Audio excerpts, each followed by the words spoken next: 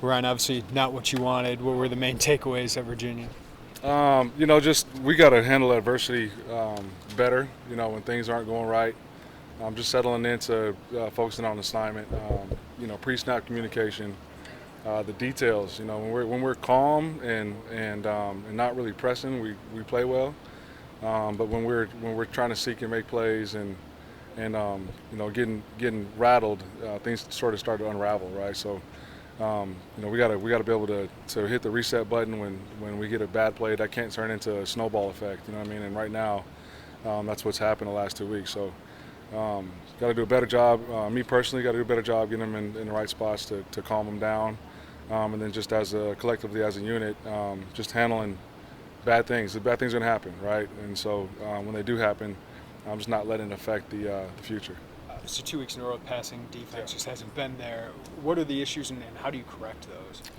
Just it's eye violations. It's technique issues. It's pre-snap communication. It all ties in together, right? A lot of those weren't in man coverage, and so we got to get better at our zones and just understanding, why the whys of why we need to be where we're at on the field, and having the other guys count on players being where they're supposed to be. And again, those things take time to take experience. Sometimes you got to learn the hard way. I just hope we don't have to learn the hard way anymore. So. What's it generate more pass rush for these guys up front? Just putting them in different looks, different shells. Hats off to Virginia. That's a good football team and good scheme. But yeah, we gotta be more aggressive. I might have to pressure more and do things like that to get the quarterback off the spot. What do you see out of Maryland? Do they have any similarities to any teams already that you've played? They're a heavy 11 personnel, sort of like Nebraska was. They do use some fly motion adjustments and motions, from out of the box to in the box, kind of like UTSA. So there's similarities within the last three opponents we played. Quarterback's a really good player. He's mobile. They're not asking him to run as much as we've seen, but he's plenty capable of doing so.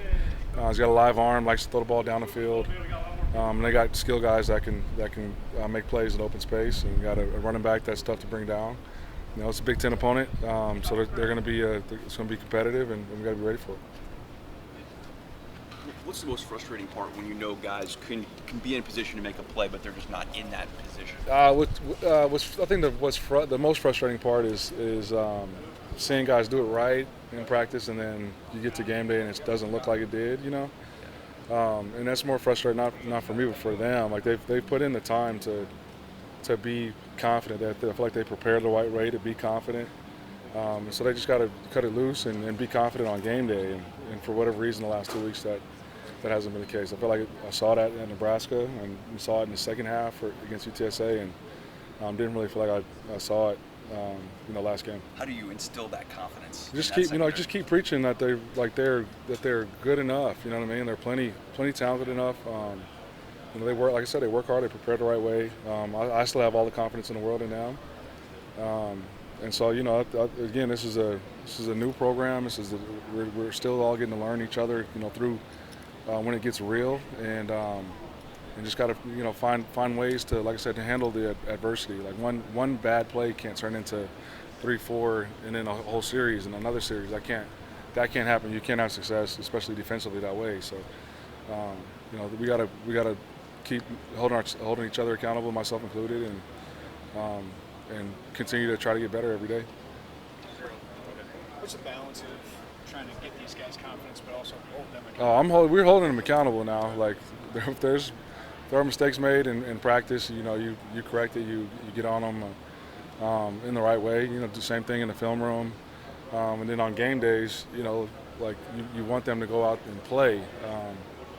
So we'll make some adjustments on the operations of game day, see if that helps a little bit. And